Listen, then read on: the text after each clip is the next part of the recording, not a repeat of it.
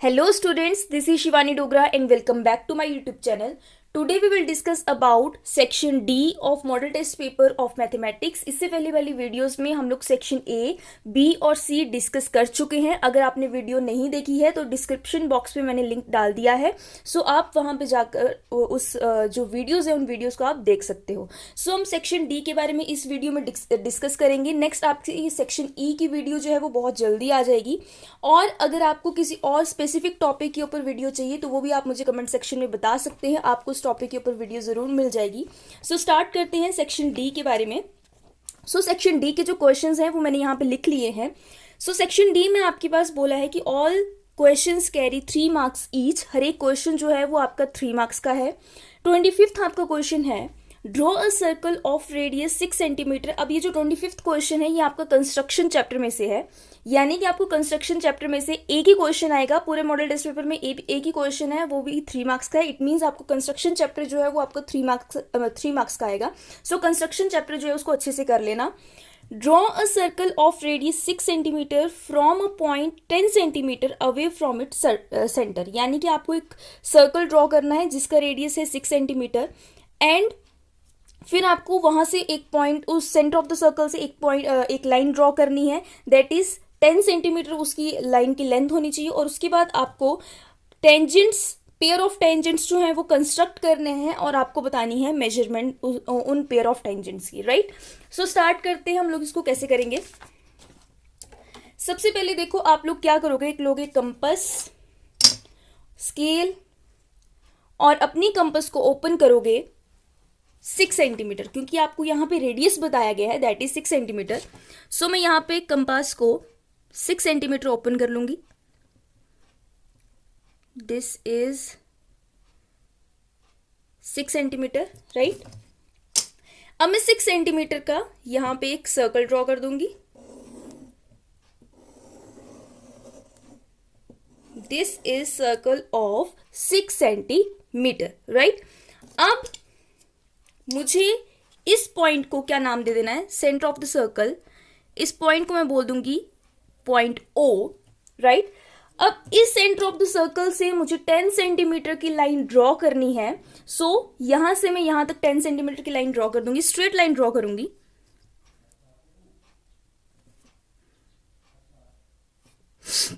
This is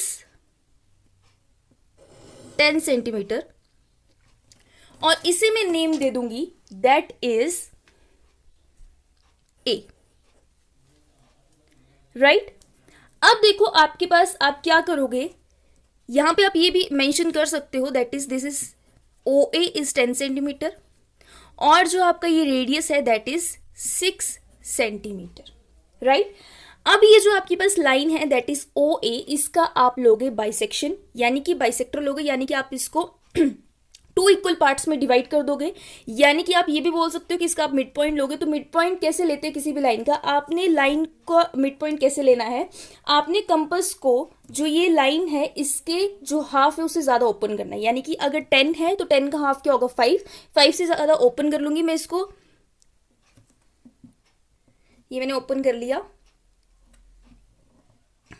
यहां से मैंने इसको एक आर्क लगा दी. एक आर्क मैंने ए पॉइंट से लगा दी. अगेन मैंने नीचे आर्क लगाई और एक आर्क मेरी ओ पॉइंट से लगी. देखो अभी मीट नहीं हो रही है तो मैं इसको ऐसे कर लूंगी, अगेन कर लूंगी. बस ये याद रखनी कि आपकी कंपास जो है वो टाइट होनी चाहिए और आपकी कंपास हिले ना. राइट. अब मैं इन पॉइंट्स को ज्वाइन कर दूंगी. We will join these points.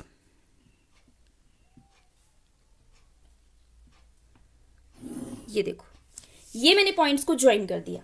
अब जहां पे ये पॉइंट जो है, जहां पे ओ ए लाइन पर ये लाइन टच कर रही है उस पॉइंट को मैं नाम दे दूंगी एम. राइट. अब एम पॉइंट जो है, M is mid point of O A. ठीक है. अब आप एम को मिड पॉइंट मानोगे. Let M be the mid point. अब एम आपका मिड पॉइंट है तो आप ओ एम को या फिर ए एम को रेडियस मान दोगे सर्कल का और यहां से आप एक सर्कल ड्रॉ कर लोगे.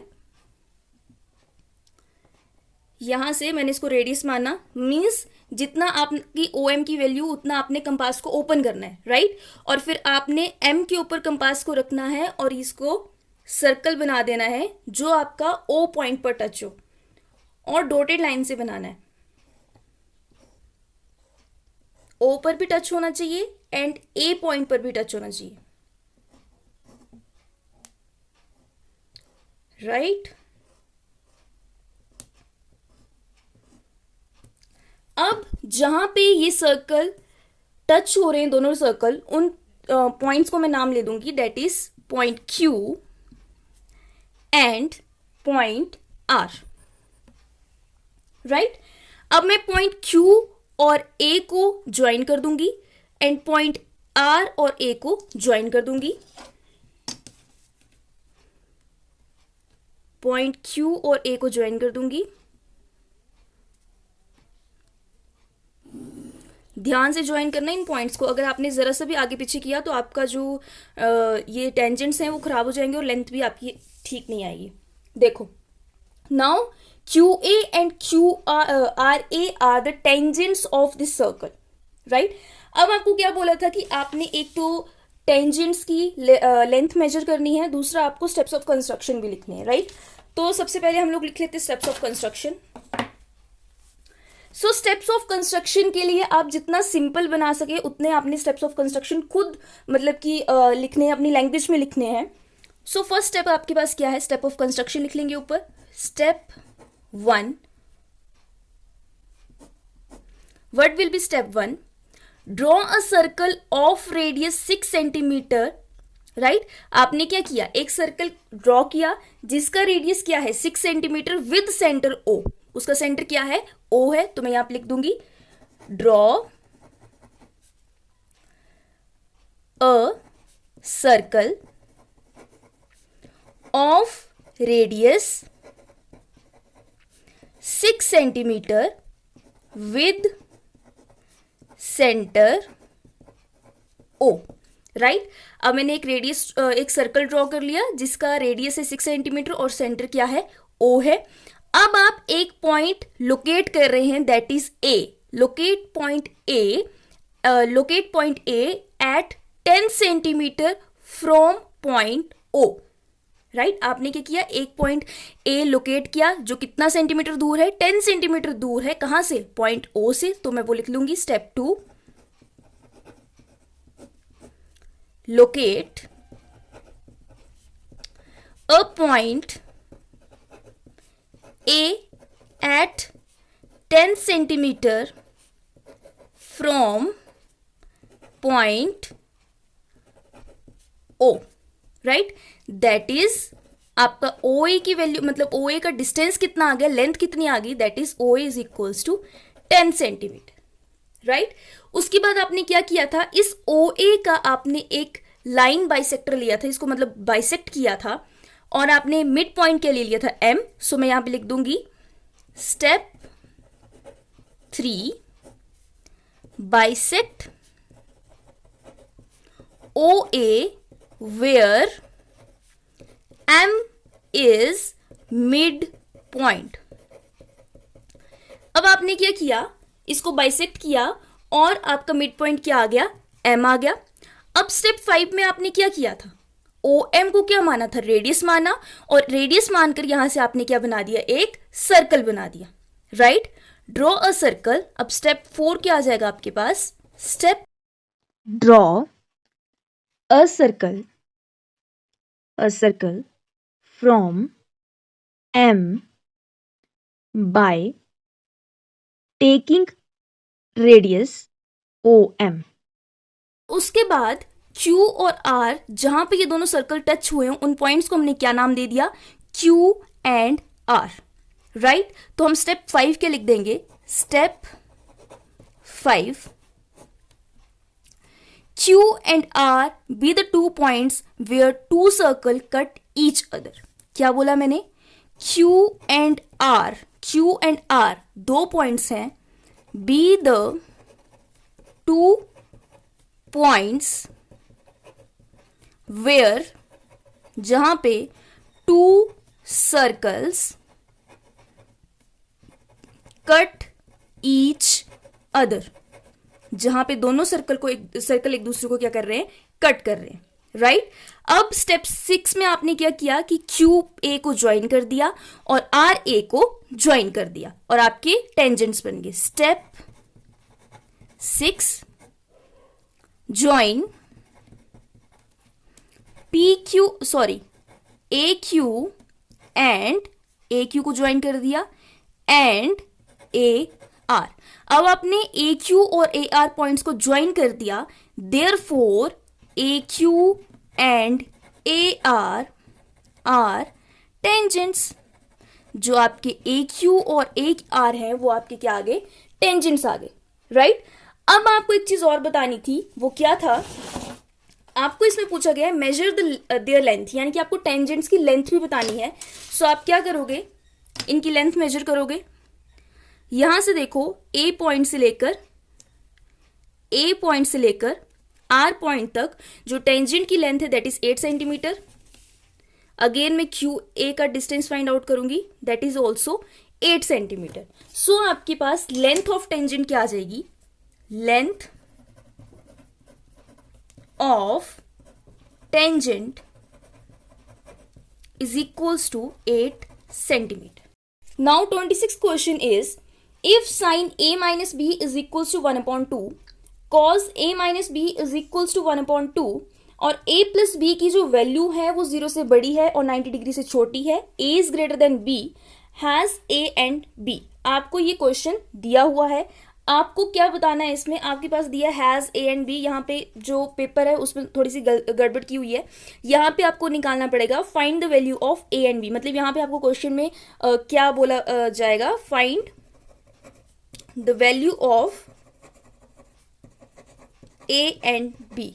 यहाँ पे आपको जो मॉडल टेस्ट पेपर है आपको उसमें आपको ये क्वेश्चन ही ऐसे दिया हुआ है, राइट। वहां पे आपको ऐसा कुछ नहीं बताया कि ए और बी की वैल्यू फाइंड आउट करनी है। इस क्वेश्चन में आपको ए और बी की वैल्यू फाइंड आउट करनी है। आपको साइन ए माइनस बी 1/2 दिया है, कॉस ए माइनस बी 1/2 दिया है, राइट। सो हम इसकी वैल्यू निकालेंगे, देखते हैं कैसे करना है क्वेश्चन। सो सबसे पहले जो आपको गिवन है आप वो लिख लोगे। आपको गिवन क्या है, सबसे पहले तो आपने वो देखना है, what is given. So given that sine A minus B, देखो आपके पास क्या दिया है, given that sine A minus B is equal to 1/2, A minus B आपके पास 1/2 दी है, cos A minus B is equal to 1/2। जो आपको गिवन है, मैं हमेशा एक चीज आपको बोलती हूँ कि जो आपको गिवन है वो आपको जरूर लिखना है। आप क्या फाइंड आउट करोगे, उस किस चीज की आपको वैल्यू निकालनी है या फिर आपको क्या प्रूफ करना है, वो आपको जरूर मेंशन करना है। और लास्ट में भी आपने ये जरूर लिखना है कि देयरफॉर इसकी वैल्यू ये आ गई है या फिर हमने ये चीज प्रूफ कर दी है। उससे जो पेपर करने का जो आपका प्रेजेंटेशन है ना, उसके ऊपर बड़ा इम्पैक्ट पड़ता है, राइट। सो अब देखते हैं, गिवन दैट क्या गिवन है आपको, given that sine a minus B is equals to 1/2। अब a माइनस बी की वैल्यू आपको, साइन a माइनस बी की वैल्यू कितनी दी है, 1/2 दी है, and cos a minus B is equals to 1/2। अब साइन a माइनस बी की वैल्यू भी 1/2 दी है और कॉस a माइनस बी की वैल्यू भी आपको 1/2 दी है। अब देखो यहाँ पे गड़बड़ है, अगर आप a माइनस बी इसको ऐसे ही कर दोगे क्वेश्चन को, सो आपके पास a माइनस बी सारी वैल्यूज कट जाएंगी और इसमें आपका आंसर जो है वो 0 आ जाएगा, राइट। सो इस क्वेश्चन में एक चीज तो ये गड़बड़ थी कि आपको ये नहीं बताया था कि किसकी वैल्यू आपको फाइंड आउट करनी है। दूसरा आपको एक चीज और बताया इसमें गड़बड़ है, that is cos a plus B आएगा यहाँ पे, राइट। इस क्वेश्चन में कॉस a प्लस बी आएगा यहाँ पे। So given that cos a plus B is equal to 1/2। आप a माइनस बी और a माइनस बी दोनों करके निकाल सकते हो, आपको खुद पता लग जाएगा कि इसमें क्या गड़बड़ है, राइट।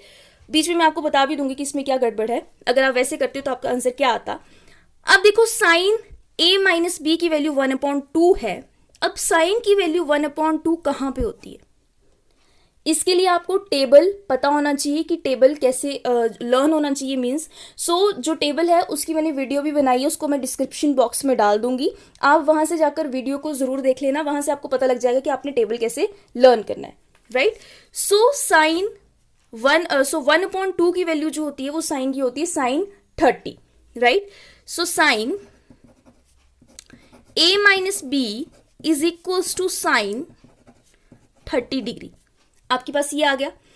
अब देखो साइन से आपका साइन कैंसिल हो जाएगा, आपके पास क्या आ जाएगा, a minus B is equals to 30 degree. इसको मैं इक्वेशन नंबर 1 मान लूंगी। Next is cos a plus B is equals to 1/2। अब cos a plus B is equals to 1/2 आपको दिया हुआ है। अब cos की वैल्यू 1/2 कब होती है, तो cos की वैल्यू 1/2 होती है 60 डिग्री के ऊपर। तो आपके पास क्या आ जाएगा, cos a plus B is equals to cos 60 degree. Again आपका cos से cos कैंसिल हो जाएगा, so a plus B is equals to 60 degree. This is equation number 2। अब आप देखो यहाँ पे a और a है, ठीक है, दोनों के साइन सेम है, माइनस a और प्लस a है, plus B, sorry minus b और प्लस b है, दोनों के साइन क्या है, डिफरेंट है। अगर मैं इन दोनों इक्वेशंस को ऐड करती हूँ तो साइन चेंज होंगे नहीं, और a माइनस a और प्लस b जो है वो क्या हो जाएगा, कैंसिल हो जाएगा। यहाँ से मेरे पास a की वैल्यू आ जाएगी, फिर उसके बाद मेरे पास जो a की वैल्यू आएगी उसको मैं इक्वेशन 1 में पुट कर दूंगी और मेरे पास b की वैल्यू भी आ जाएगी, राइट। सो देखो आपके पास क्या आ जाएगा, एड इक्वेशन 1 एंड 2। आप इक्वेशन 1 और इक्वेशन 2 को ऐड कर दोगे, a minus B is equals to 30 degree, a plus B is equals to 60 degree, right. अब मैं ऐड कर रही हूं, तो जब भी आप एडिशन करते हैं तो आपके साइंस जो होते हैं प्लस और माइनस के वो चेंज नहीं होते हैं, लेकिन in case of subtraction sign will be changed. So addition है, साइन चेंज नहीं होगा, तो ये आपके पास कितना आ जाएगा, a प्लस a 2a, और माइनस बी प्लस बी क्या हो जाएगा, कैंसिल हो जाएगा। सो आपके पास यहाँ पे क्या आ जाएगा, 60 प्लस 3 आपके पास क्या आ जाएगा, 90, राइट।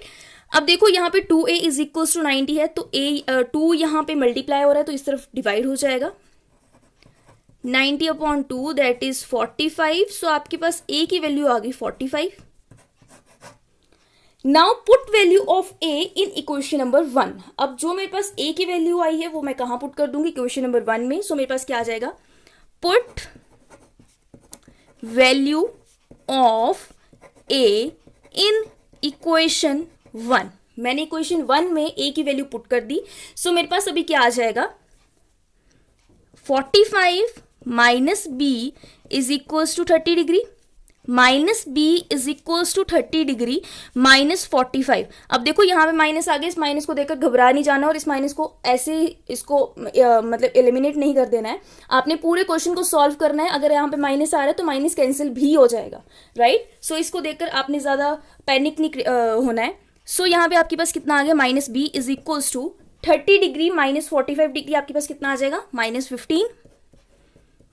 माइनस से माइनस कैंसिल हो गया, b is equals to 15 degree. So आपके पास a और b की वैल्यू कितनी आ गई, therefore a is equals to 45 degree and b is equals to 15 degree, and that is your answer. अब देखो आपको जैसे मॉडल टेस्ट पेपर में दिया था, अगर उसके अकॉर्डिंग मैं निकालूं तो कैसे होगा ये, sine a minus B is equals to 1/2, cos a minus B is equals to 1/2 ऐसे दिया था। सो यहां पे देखो आपके पास क्या आ जाएगा, sine a minus B is equals to 1/2। It means आपके पास साइन a माइनस बी किसके इक्वल आ जाएगा, साइन 30 के इक्वल, बिकॉज साइन की 1/2 की वैल्यू साइन में कब होती है, दैट इज 30 डिग्री पर होती है। सो आपके पास क्या आ जाएगा, साइन 30 डिग्री, साइन से साइन कैंसिल हो गया, a minus B is equals to 30 degree. एक मेरे पास ये आ गया। अब दूसरा देखो यहाँ पे cos a minus B is equals to 1/2, ये दिया था। अब cos की कहाँ पे वैल्यू जो है 1/2 होती है, वो होती है cos 60 डिग्री पर। तो क्या आ जाएगा आपके पास, cos a minus B is equals to cos 60 degree, right. So अब आपके पास यहाँ पे क्या आ जाएगा, cos से cos कैंसिल हो गया, a minus B is equals to 60 degree. आपके पास दो इक्वेशंस बन गई, a minus B is equals to 30 degree, a minus B is equals to 60 degree. अब यहाँ पे देखो a और a का जो साइन है that is positive, same sign है, b और b का यहाँ पे साइन सेम है, दैट इज नेगेटिव। अगर अब देखो इस केस में मैं सिर्फ इसको सब्ट्रैक्ट कर सकती हूँ, एडिशन करूंगी तो कुछ भी कैंसिल नहीं होगा। अब मुझे यहाँ पे सब्ट्रैक्शन करनी पड़ेगी, तो सब्ट्रैक्शन अगर मैं करूंगी, देखो यहाँ पे a minus B is equals to 30 degree, इसको मैं सब्ट्रैक्ट कर दिया, a minus B is equals to 60 degree से, minus is equals to 60 degree. यहाँ पे आपकी साइन चेंज हो जाएगा, माइनस प्लस बन गया, ये माइनस हो गया। अब देखो प्लस ए था माइनस ए था, दोनों कैंसिल हो गए। यहाँ पे माइनस ए माइनस बी है, यहाँ पे क्या साइन चेंज हो गया, ये क्या हो गया प्लस बी हो गया, तो ये भी कैंसिल हो जाएगा। सो आपके पास तो ए और बी दोनों कैंसिल हो गए, आप यहाँ पे इसकी वैल्यू नहीं फाइंड आउट कर सकते हो, राइट। सो ये आपको क्वेश्चन गलत है, यहाँ पे आपके पास आएगा cos A plus B. I hope आपको ये क्वेश्चन समझ में आ गया होगा, राइट। सो अब चलते हैं अपने नेक्स्ट क्वेश्चन की ओर। अब देखो ये जो आपका 26 क्वेश्चन है, इसमें आपको चॉइस दी हुई है। आपने एक क्वेश्चन आपको दोनों ट्रिग्नोमेट्री से आए हैं, इंट्रोडक्शन टू ट्रिग्नोमेट्री से ही आए हैं। फर्स्ट क्वेश्चन आपके पास ये था, यानी कि 26 का फर्स्ट पार्ट ये था। इसमें और इसमें आपको कोई एक क्वेश्चन करना है। सो सेकंड पार्ट है आपके पास, prove that A plus secant A upon secant A is equals to sine square A upon 1 minus cos A. आपको ये प्रूव करना है। सो आप कैसे प्रूव करोगे इसको, स्टार्ट करते हैं। सबसे पहले तो आप फिर से वही चीज लेकर चल पड़ोगे, क्या जो आपको गिवन है, जो आपको फाइंड आउट करना है, जो आपको प्रूव करना है। We have to prove that, क्या लिखोगे, we have to prove that, we have to prove that, क्या प्रूव करना है आपको, 1 plus secant A upon secant A is equals to sine square A upon 1 minus cos A. आपको ये prove करना। अब आप इसको करोगे कैसे, देखो आपने एक चीज ध्यान रखनी है। कभी कभी आप क्या कर रहे हो कि राइट हैंड साइड निकाल रहे हो और लेफ्ट हैंड साइड की वो इक्वल आ जा रही है, ऐसे ही कर रहे हो। और कभी कभी आपको लेफ्ट हैंड साइड और राइट हैंड साइड दोनों सॉल्व करने पड़ रही है। अब यहाँ पे देखो आपके पास, आपको सामने दिख रहा है कि सीकेंड की फॉर्म में, इट मीन्स इसको मैं कॉस की फॉर्म में कर सकती हूँ, इसको मैं 1 अपॉन कॉस लिख सकती हूँ, 1 अपॉन कॉस लिख सकती हूँ, क्योंकि दोनों एक दूसरे के इन्वर्स होते हैं, राइट। यहाँ पे आप जो है वो क्या लगा सकते हो, आइडेंटिटी लगा सकते हो। कौन सी आइडेंटिटी लगा सकते हो, sine square A plus cos square A is equals to 1 वाली आइडेंटिटी लगा सकते हो, राइट। सो सबसे पहले मैं यहाँ पे इसको लेफ्ट हैंड साइड वाले को सॉल्व करूंगी। आपने ये चीज देख लेनी है कि वो कैसे सॉल्व होगा, राइट। वो आपका प्रेजेंस ऑफ माइंड है। और दूसरी चीज, आप जितनी प्रैक्टिस करोगे उतना आपको समझ में आएगा कि आप कौन सी क्वेश्चन में कौन सी आइडेंटिटी लगाओगे, कौन सा फॉर्मूला लगाओगे। सो जितना हो सके उतनी इन क्वेश्चन की प्रैक्टिस करो। सो आपके पास लेफ्ट हैंड साइड आ जाएगी, left hand side that is 1 plus secant A upon secant A, right. 1 plus secant A upon secant ए। अब देखो सीकेंट ए किसकी इक्वल होता है, कॉस ए की इक्वल होता है, 1 अपॉन कॉस ए की इक्वल होता है, दोनों एक दूसरे के इन्वर्स होते हैं। सो आप क्या लिखोगे, एक चीज और, आपने जहां पे जो फॉर्मूला यूज करना है वहां पे आपने मेंशन भी करना है। या तो आप ये लिख दो साइड में, because secant A is equal to 1 upon cos, या फिर आप इसको ऐसे भी लिख सकते हो, we know that secant A is equals to 1 upon cos A. ये हम जानते हैं कि secant A 1 upon cos A की इक्वल हो जाता है, तो मैं इसकी वैल्यू यहां पे पुट कर दूंगी। सो वी गेट, ये आ गया। So we get 1 plus 1 upon cos A upon 1 upon cos A is equals to भी लगाते जाना अपने साइड में। समझ गई बात को। अब देखो यहाँ पे मैं क्या कर सकती हूँ, एलसीएम ले सकती हूँ। एलसीएम मेरे पास कॉस ए आ जाएगा, ऊपर मेरे पास क्या बन जाएगा, कॉस ए प्लस 1। सो मेरे पास क्या आ गया, cos A plus 1 upon cos A upon 1 upon cos ए, यही था। इस वाले स्टेप को मैंने कैसे सॉल्व किया, इसका एलसीएम लिया, एलसीएम आपके पास आ गया कॉस ए, मल्टीप्लाई किया, cos A plus 1 upon cos ए आ गया, upon 1 upon cos A, right. अब देखो आप क्या करोगे, इसको चेंज कर लोगे। कैसे करोगे, cos A plus 1 upon cos ए, इसको तो आपने एज इट इज लिख दिया, लेकिन जो आपके पास डिनोमिनेटर था उसको कैसे लिखोगे आप, मल्टीप्लिकेशन में लेकर आना है ना, ये डिवीजन है, मैं मल्टीप्लिकेशन में लेकर आना है। तो जो आपका डिनोमिनेटर होता है उसमें जो आपका न्यूमरेटर होता है वो डिनोमिनेटर बन जाता है, और जो डिनोमिनेटर होता है दैट बिकम्स न्यूमरेटर। सो आपके पास यहाँ पे 1 अपॉन कॉस ए है, तो इसका रेसिप्रोकल हो जाएगा, that is cos A upon 1। Cos A से कॉस ए कैंसिल हो गया, सो आपके पास क्या आ गया, is equals to cos A plus 1। अब मेरे पास लेफ्ट हैंड साइड कितनी आ गई, कॉस ए प्लस 1 आ गई। अब हम राइट हैंड साइड ले लेंगे, दैट इज आपको राइट हैंड साइड क्या दी हुई है, that is right hand side sine square A upon 1 minus cos A. आपको ये दी हुई है आपकी राइट हैंड साइड। सो अब आप इसको 1 कॉस ए प्लस 1 के इक्वल कैसे प्रूव करोगे? देखो आपके पास यहाँ पे सामने दिख रहा है कि साइन स्क्वायर ए जो है उसके आपके पास एक आइडेंटिटी है, that is sine square A plus cos square A is equals to 1। So आप क्या लिख लोगे? वी नो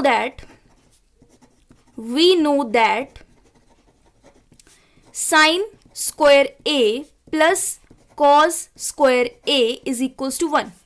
अब साइन स्क्वायर ए और कॉस स्क्वायर ए जो है वो आपका 1 के इक्वल आता है, राइट? सो अब आपको यहाँ पे वैल्यू चाहिए साइन स्क्वायर ए की, तो आप साइन स्क्वायर ए की वैल्यू कैसे निकाल दोगे? 1 माइनस कॉस स्क्वायर ए आ जाएगी आपके पास साइन स्क्वायर ए की value. So sine square A is equals to 1 minus cos square A, right? इसकी वैल्यू आ गई आपके पास 1 माइनस कॉस स्क्वायर ए। ये वैल्यू मैं यहाँ पे पुट कर दूंगी, सो मेरे पास क्या आ जाएगा? 1 minus cos square A upon 1 minus cos ए। मेरे पास ये बन गया। अब आप यहाँ पे ध्यान से देखो, आपके पास क्या है, ये स्क्वायर में है। यहाँ पे अगर आप 1 का स्क्वायर लिखो तो आंसर तो वही आएगा, 1 ही आएगा। 1 को आप जितनी बार स्क्वायर कर लोगे आंसर आपका 1 ही आएगा। यहाँ पे मैंने 1 का स्क्वायर कर दिया, माइनस कॉस स्क्वायर ए कर दिया। अब देखो A square minus B square का फॉर्मूला बन गया यहाँ पे। अब A square minus B square का फॉर्मूला क्या होता है? A plus B into A minus B. So आप क्या लिखोगे? We know that A square minus B square is equals to A plus B into A minus B. अब आप यहां पे ध्यान से देखो, आपने यहां पे ए किसको माना है? 1 एंड बी इज कॉस ए। सो आपके पास क्या बन जाएगा? 1 प्लस कॉस ए इंटू 1 माइनस कॉस ए। क्या आ गया आपके पास? 1 plus cos A into 1 minus cos A upon 1 minus cos ए। यही है आपके पास। अब देखो यहाँ पे ये जो है वो मल्टीप्लिकेशन में है, अगर प्लस में होता माइनस में होता तो कैंसिलेशन नहीं होती है। अब यहाँ पे ये मल्टीप्लिकेशन में है, सो आपके पास 1 minus cos A 1 minus cos A cancel हो जाएगा। आपके पास आंसर क्या आ जाएगा? Is equals to 1 plus cos A, right? अब आपने इसको किसकी इक्वल प्रूफ करना था? कॉस ए प्लस 1 की। 1 प्लस कॉस ए लिख लो या फिर कॉस ए प्लस 1 लिखो, एक ही बात है। तो मैं यहाँ पे क्या लिख दूंगी? Cos A plus 1, right? Therefore left hand side is equals to right hand side, right? This implies 1 plus secant a upon secant a is equals to sine square A upon 1 minus cos A. ये आपको लिखना जरूरी है, right? फिर last में आप क्या लिख दोगे?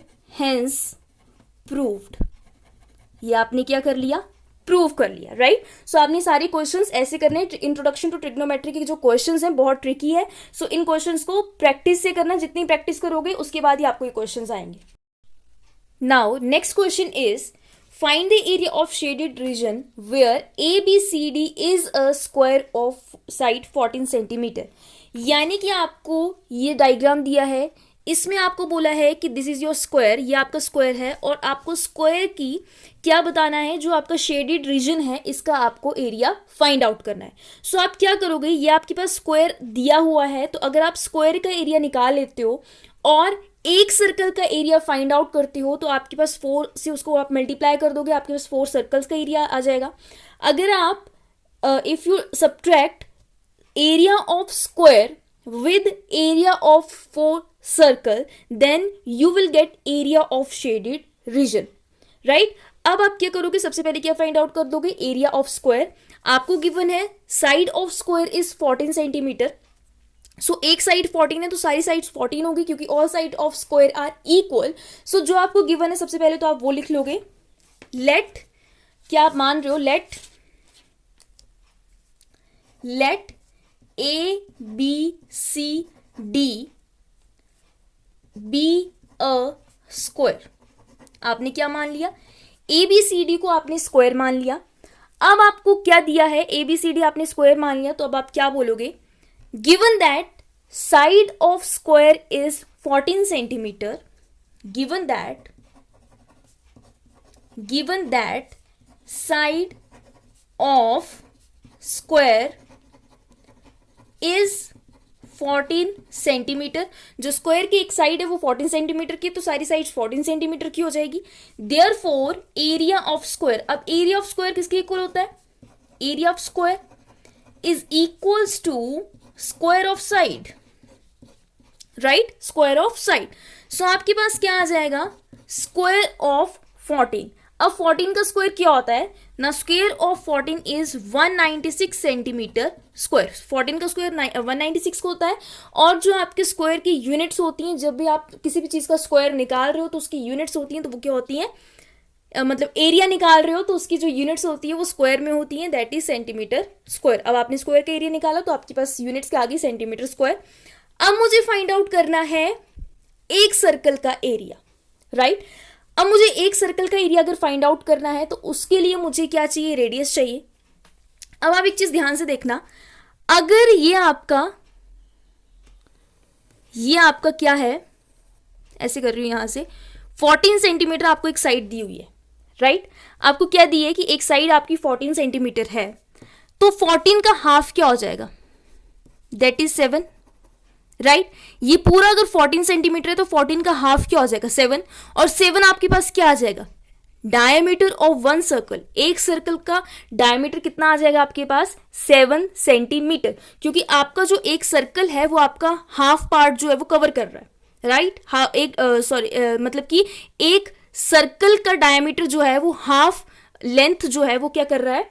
कवर कर रहा है, राइट। सो अगर ये 14 है, सो इसका हाफ क्या आ जाएगा? 7 centimetre. So therefore diameter of one circle is equals to 7 centimetre, right. अब आप क्या बोलोगे? डायमीटर ऑफ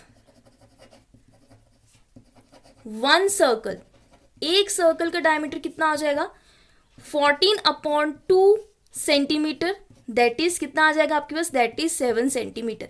अगर एक सर्कल का डायमीटर 7 सेंटीमीटर है, सो आपके पास रेडियस कितना आ जाएगा? Radius of one circle, radius is half of diameter, so आपके पास रेडियस कितना आ जाएगा? 7/2 सेंटीमीटर, राइट। अब आपके पास एरिया ऑफ सर्कल आप निकाल सकते हो, तो एरिया ऑफ सर्कल क्या होता है? Pi r square. So area of one circle, एक सर्कल का एरिया निकाल रहे हो अभी आप, area of circle is equal to pi r square, that is pi की वैल्यू क्या होती है? 22/7, वो वैल्यू मैं यहां पे पुट कर दूंगी, इंटू 7/2 इंटू 7/2। जो आपका 7/2 है वो 2 बार आ जाएगा। 7 से 7 कट गया, ये आपका कट गया, 11 आ गया। सो आपके पास कितना आ गया? 77/2। 11 into 7 is equal to 77/2 centimetre square. अभी मैं इसको पॉइंट्स में नहीं लिखूंगी, पॉइंट्स में क्यों नहीं लिखूंगी आपको भी समझ में आ जाएगा। सो अब देखो यहां पे आपके पास आ गया 77/2 सेंटीमीटर। अब एरिया ऑफ 4 सर्कल निकालना है तो मैं क्या करूंगी? 4 से इसको मल्टीप्लाई कर दूंगी। So area of 4 circles is equals to 4 into 77/2। आपने जो एरिया निकालना है 4 सर्कल्स का वो क्या करोगे? 4 इंटू 77/2। सो 2 से 4 से 2 कैंसिल हो जाएगा, 2 1 जा 2, 2 2 जा 4, 2 इंटू 77। अब 2 से आप 77 को मल्टीप्लाई कर दोगे, सो आपके पास आंसर आ जाएगा 154 सेंटीमीटर स्क्वायर, राइट। सो आपके पास एरिया ऑफ स्क्वायर भी आ गया, एरिया ऑफ स्क्वायर भी आ गया, एरिया ऑफ 4 सर्कल्स भी आ गया। अब आपने एरिया ऑफ शेडेड रीजन निकालना है तो आप क्या करोगे? 196 से 154 को क्या कर दोगे? सब्ट्रैक्ट कर दोगे। सो आप क्या लिखोगे? एरिया ऑफ शेडेड रीजन क्या आ जाएगा? Area of shaded region, area of shaded region is equals to area of square. अब जो बड़ा है उससे छोटे को माइनस कर देंगे, area of square minus area of 4 circles, right. Area of square minus area of 4 circles. अब एरिया ऑफ स्क्वायर कितना है आपके पास? 196 है, और एरिया ऑफ 4 सर्कल्स कितना है आपके पास? 154। सो आपके पास कितना आ गया? 154। जब आप इसको सब्ट्रैक्ट करोगे सो आपके पास आंसर आ जाएगा 42 centimetre square. So area of shaded region is equals to 42 centimetre square, right. So ये आपका था 27th क्वेश्चन। अब हम बात करेंगे 28th क्वेश्चन के बारे में। 28th क्वेश्चन क्या बोलता है? So 28th question is slant height of frustum of cone. अब देखो फ्रस्टम ऑफ कोन का क्वेश्चन आ गया। Slant height of frustum of cone is 4 centimetre. आपको स्लांट हाइट दी हुई है फ्रस्टम ऑफ कोन की 4 centimetre. Perimeter of its circular end at 18 centimetre and 6 centimetre, right. अब जो आप उसके जो सर्कुलर एंड्स हैं उसका पेरीमीटर जो है वो एक का पेरीमीटर 18 सेंटीमीटर दिया है, दूसरे का पेरीमीटर 6 सेंटीमीटर दिया है। आपको फाइंड आउट करना है curved surface area of frustum of cone. आपको फ्रस्टम ऑफ कोन का curved surface area find out करना है। So first step is to draw the diagram. सबसे पहले आपने डायग्राम ड्रॉ करना है, राइट। सो हम इसका डायग्राम कैसे ड्रॉ करेंगे? फ्रस्टम ऑफ कोन, वैसे फ्रस्टम ऑफ कोन होता क्या है? जब आप कोई भी कोन है उसको आप जब बीच से काट देते हो तो जो आपका नीचे वाला पार्ट होता है उसको आप बोल देते हो क्या? फ्रस्टम ऑफ कोन। सो आपके पास ये आ गया।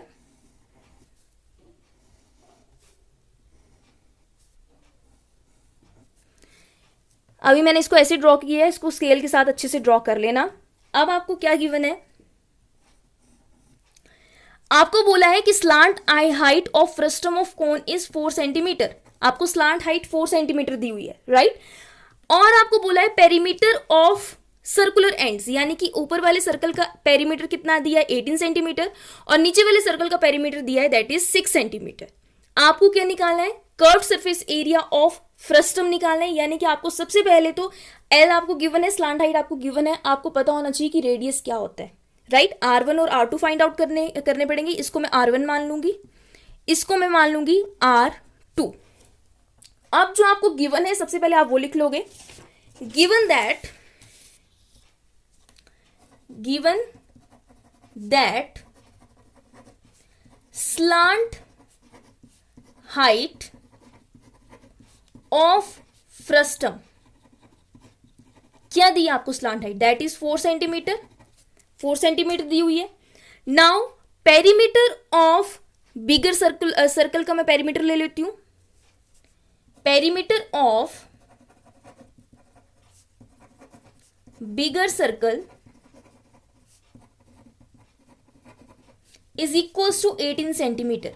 अब आपको एक सर्कल का पेरीमीटर 18 दिया है, दूसरे का 6 सेंटीमीटर दिया, तो मतलब वो बात आपको समझ में आ रही होगी कि आपका जो बिगर सर्कल है उसको आपका पेरीमीटर 18 होगा और जो छोटे वाला सर्कल है उसका पेरीमीटर कितना होगा? 6 सेंटीमीटर होगा।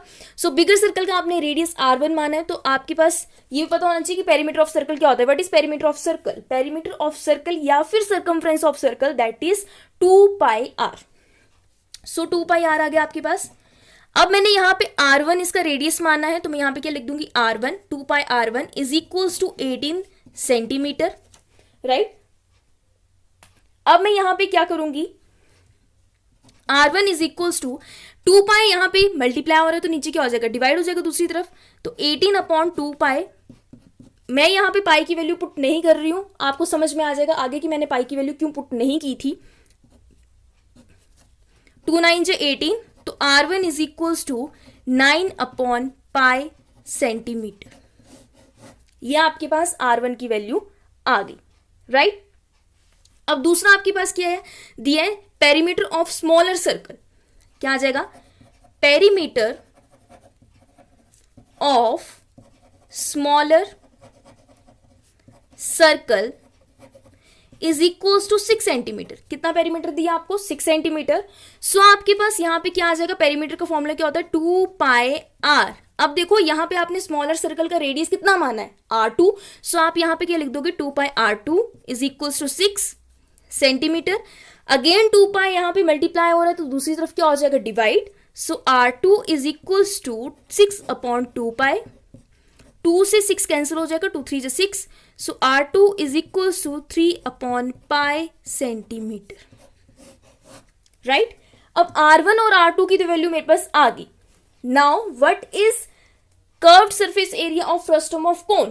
Curved surface area of frustum of कोन क्या होता है? तो जो मैंने वीडियो बनाई है फॉर्मूला वाली, उसमें भी मैंने आपको एक चीज समझाई थी कि आपने कोन और फ्रस्टम ऑफ कोन को कंपेयर करना है। जैसे कर्व सरफेस एरिया की अगर मैं स्पेसिफिकली बात करूं तो curve surface area of cone क्या होता है, कोन का कर्व सरफेस एरिया क्या होता है, पाई आर एल, यही होता है, राइट। तो फ्रस्टम ऑफ कोन का क्या होता है, फ्रस्टम ऑफ कोन का कर्व सरफेस एरिया क्या होता है, पाई एज इट इज रहता है, आर की जगह आप क्या लिख देते हो, R1 plus R2 into L, right. अब देखो आपके पास क्या आ जाएगा, curved surface area of frustum of cone is equals to pi R1 plus R2 into L, right. L is slant height. Now pi as it is लिख दिया मैंने, R1 प्लस R2, अब R1 की वैल्यू कितनी है 9 upon pi, plus R2 की value कितनी है 3 अपॉन पाई, इंटू एल की वैल्यू कितनी है 4। अब देखो आपके पास यहां पे आप अगर एलसीएम भी ले लेते हो तो आपके पास क्या आ जाएगा, पाई एलसीएम आ जाएगा, pi into pi 9 plus 3 into 4, क्योंकि नीचे आपके पास क्या था, पाई था, सो मैंने पाई ले लिया और 9 प्लस 3 आ गया, पाई से पाई कैंसिल हो गया, राइट। अब देखो यहां पे आपकी कैलकुलेशन कितनी आसान होगी, अगर आपने पाई की वैल्यू पुट कर दी होती तो आपकी कैलकुलेशन और डिफिकल्ट हो जाती, राइट। इसलिए मैंने यहां पे इसकी पाई की वैल्यू पुट नहीं की थी। सो आपके पास क्या आ जाएगा 9 प्लस 3 इंटू 4, तो कितना आ जाएगा 12 इंटू 4 आ जाएगा, is equals to 12 into 4 and that is equals to 48 centimetre square, right. So आपके पास curved surface area of frustum of cone कितना आ गया 48 centimetre square. So this is about question number 28। अब क्वेश्चन नंबर 28 में आपके पास चॉइस है, आपके पास एक प्रोबेबिलिटी का क्वेश्चन है और एक आपके पास सरफेस एरिया और कोन का क्वेश्चन है, सरफेस एरिया और वॉल्यूम का क्वेश्चन है। सो ये क्वेश्चन हो गया, इसके बदले आप ये भी कर सकते हो, प्रोबेबिलिटी वाला क्वेश्चन भी कर सकते हो। सो आपके पास प्रोबेबिलिटी वाला क्वेश्चन क्या दिया है, A child has a dice whose 6 faces show the letters as given below। अब आपको पता है कि डाइस होता है, डाइस के पास कितने फेस होते हैं, 6 फेस होते हैं। अब हर एक फेस का जो फेस जो है वो लेटर शो कर रहा है, that is A B C D E और A शो कर रहा है। अब आपको क्या बताना है कि प्रोबेबिलिटी बतानी है कि जब आपके पास A आ जाएगा, प्रोबेबिलिटी बतानी है ऑफ गेटिंग D, राइट। सो सबसे पहले हम इस क्वेश्चन को कैसे करेंगे वो देखते हैं। सबसे पहले तो जो आपको गिवन है सबसे पहले तो आप वही लिख लोगे। क्या आपको गिवन है, total number of possible outcomes कितनी आ जाएंगी, 6 आ जाएंगी, राइट। टोटल नंबर ऑफ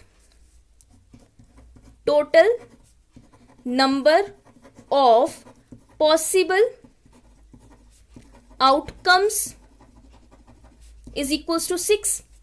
कितनी आउटकम्स है, 6 है, 1 2 3 4 5 6।